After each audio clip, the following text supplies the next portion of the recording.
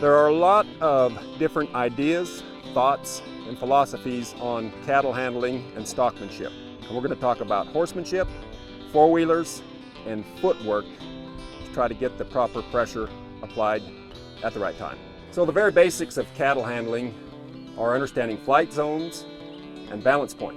When we talk about flight zone, that's the distance that causes an animal to flee. But what we want to do is create a movement at the right angle with the right amount of intensity to get that animal to move off smoothly.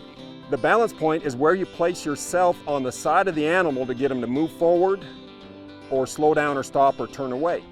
So when we're talking about what to use to get into those zones, a four-wheeler, a horse, or a foot, there are different ideas, different thoughts that should apply.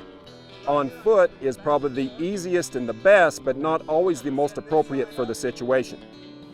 When we talk about a four-wheeler, it has real easy capability to go forward, fast, slow, or medium, and stop and back up, but you can't take it sideways. Some horses are real good to go fast forward and you can't stop them or whatever. So however well your horse is trained, you can get that to whatever level you'd like to take it. The more experience you have as a stockman, you learn to read the animals and immediately change to what they will work best at. They will tell you by their reaction to you how to change to fit what they need. Then you can increase your angles, sharpen your angles, slow your speed down or speed it up.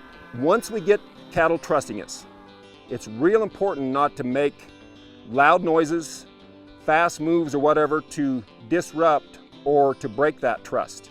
I'm a horseback guy. So naturally, I'm going to think the horse is the best way to go about things because that's what I know, that's what I grew up with, and that's what I understand. To me, the same philosophies of getting a horse good to ride and good to work with are the exact same philosophies that it takes to be a good stockman with handling cattle.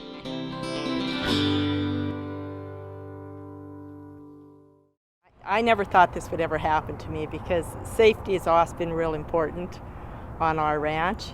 I was going really slow and I came out and then I turned and I was going around and there was a big old chokecherry tree there and I looked up and the four-wheeler tilted and it tilted enough that I thought it was going to roll, and so I bailed off and it landed on my small of my back, and over the course of 9.5 hours I got it onto my thigh. I just kept thinking if it falls over it's going to hit me in the head, and that might be it. The dog jumped up on the four-wheeler and I saw that it was moving a little bit, so I worked with my free leg.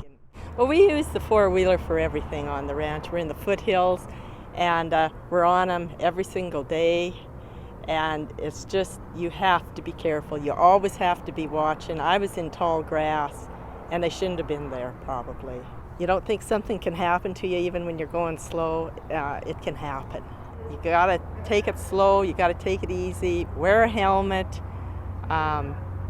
know where you're going, get off the four-wheeler and go look. And don't think you can do everything on a four-wheeler.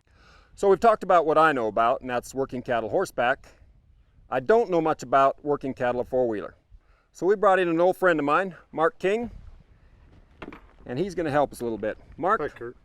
With any style of cattle handling, safety to me is the first and foremost thing that we need to think about for our cattle, for the other people working with us, and for ourselves.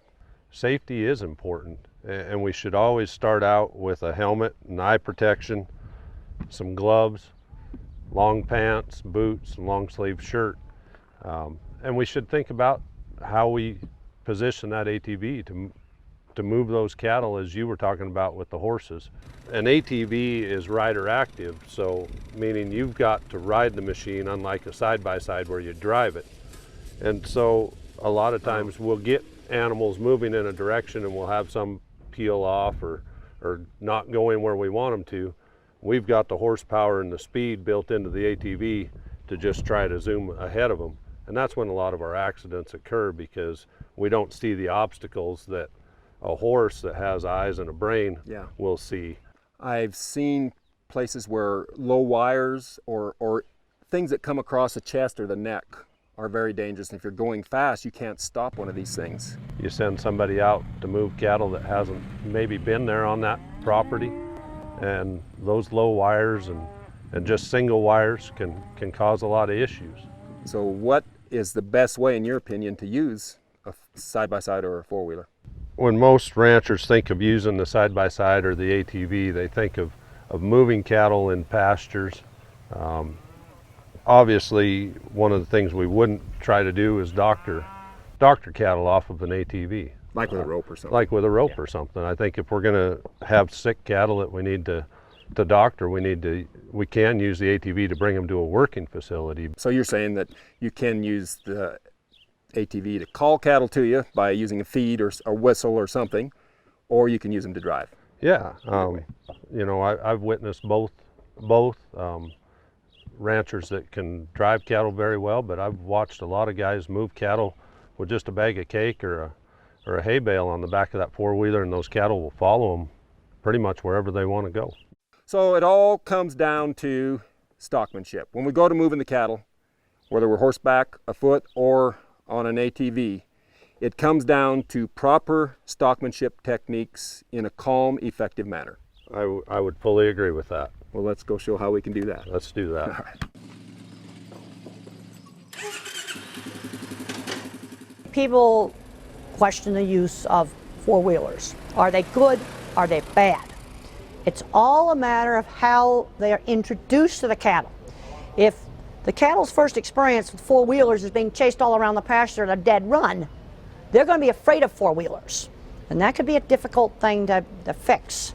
You want to make sure that when you introduce the four-wheeler, drive it out to the pasture, sit there on it, you got some feed on it, let them kind of come up and explore it, see that it's not dangerous, then move it around some. It can be used in a good way.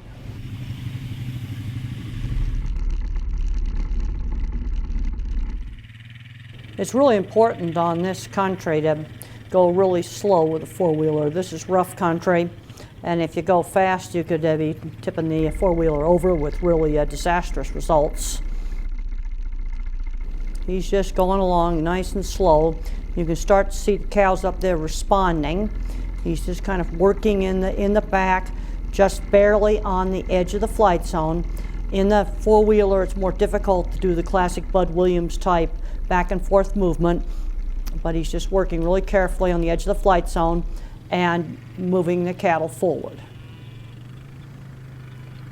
See, a basic principle is when the cattle do what you want, you back off the flight zone. Don't keep pushing down on the flight zone. That will get them running. Basic principle of animal handling is when animals do what you want, you give relief. We reward them by backing off of the flight zone.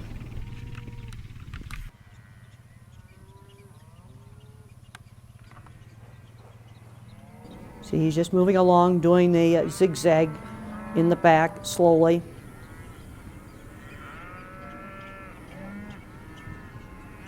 Cows responding in a really nice, quiet, controlled manner. And he's just moving back and forth, just barely on the edge of the flight zone to get the animals to start moving.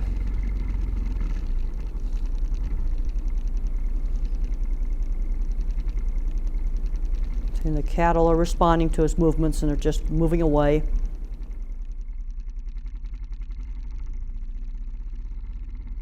He's on a real steep grade there, so it's really important that he go really slow and carefully, because the ranchers, unfortunately, have more fatalities on four-wheelers than any other people that buy four-wheelers. So it's really important to have safety in mind.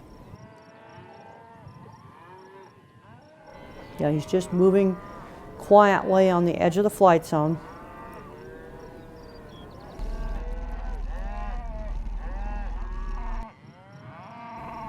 See, there the cattle are responding to the position of the four-wheeler.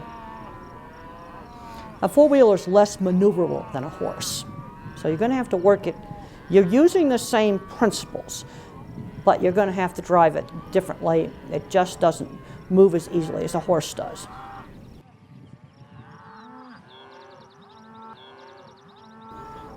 You see the calf responded to his position, then he backed off.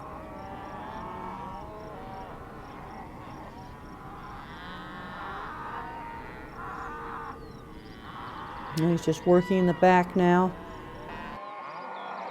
And a basic principle when you want cattle to stay somewhere is to back off and wait until they start eating, drinking, or grazing. And they've now got eating and drinking on their mind and not horses or where people are located.